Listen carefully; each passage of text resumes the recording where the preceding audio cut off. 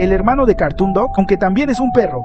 Anxious Dog es una criatura humanoide que camina en 4 patas, con un cuerpo torcido, sonrisa macabra, labios rojos, dientes humanos y ojos cubiertos por piel.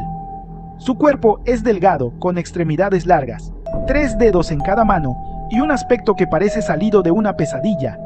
Esta criatura suele aparecer en pasillos oscuros, moviéndose de manera errática, a veces jugando de forma extraña y otras mostrando hostilidad brutal.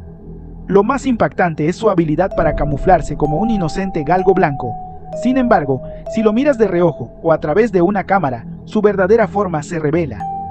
Corre a una velocidad sorprendente y usa sus dientes y uñas como armas letales. ¿Te atreves a mirar 2 veces?